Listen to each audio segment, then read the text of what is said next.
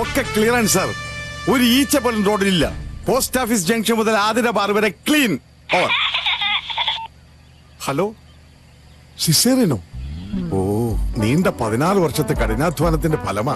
Doctor ഒന്ന് ശ്രദ്ധിച്ചോളേ. കടിഞ്ഞൂലായതുകൊണ്ട് വൈഫിനൊരു tension കാണും. കത്തി മുള്ളൊക്കെ ഒന്ന് നന്നായിട്ട് പാർസപ്പെട്ട് കഴിയേക്കണേ, എന്നിട്ട് കേറിക്കോ. അല്ല, ഗവൺമെന്റ് ആശുപത്രി ആയതുകൊണ്ട് പറഞ്ഞതാ. പ്രധാനമന്ത്രി വന്നു പോയാൽ ഉടനെ ഞാൻ അവിടെ എത്തും. ഓവർ. Sorry, over.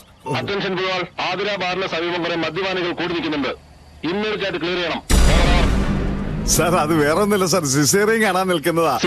അല്ല, സോറി, പ്രധാനമന്ത്രിയെ വരവേൽക്കാൻ നിൽക്കുന്ന പാർട്ടി പ്രവർത്തകരാ. ആ, കുറെ നേരമായിട്ട് വെയിൽ കൊള്ളുകയില്ലേ, ആവേശം കെട്ടുപോകാതിരിക്കാൻ വേണ്ടിയാണ് ബാറിന്റെ അടുത്ത് നിൽക്കുന്നത്. ഓവർ. വണ്ടി ശരിയാക്കടോ. ബ്ലഡ് വേണമെന്നാ? എന്റെ ദൈവം, പെട്ടെന്ന് ഇങ്ങനെ പറഞ്ഞ പോലീസുകാരൊക്കെ ഡ്യൂട്ടിയില്ല. ഇവിടെയാണെങ്കിൽ ലാത്തി ചാർജും ഇല്ല. അത് ഓ ഗ്രൂപ്പുകാരൻ തന്നെ തല്ലുകൊള്ളാൻ വരണ്ടേ?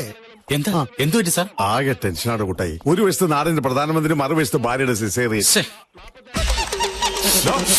തന്നോട് 100 വട്ടം പറഞ്ഞിട്ടില്ല എന്റെ മുമ്പിൽ വെച്ച് സാമാനം വലിച്ചു കയറ്റരുന്ന്. Sorry sir. വലിച്ചു കയറ്റുന്ന താനും തുമ്പണം ഞാനുമാണ്.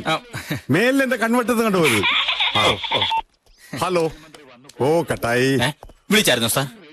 കട്ടായി, ഫോൺ കട്ടായി. കുട്ടായി എന്നല്ല, ഇപ്പോഴേ ഫിറ്റായി. ആരാ വണ്ടി കടത്തുവിട്ടെ?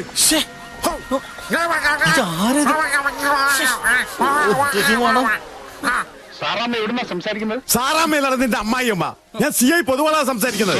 ശബ്ദത്തിന് എന്ത് പറ്റി? ആ ലോറിയിൽ നിന്ന് മണങ്കാരനെ മൂക്ക് കൊത്തിയതാണ്. ഞങ്ങൾ നോക്കാത്തി നിൽക്കണം സാർ. നീ വേഗം ബ്ലോക്ക് ചെയ്യ്. വണ്ടിയിലേക്ക് കയറോ. Sorry sir.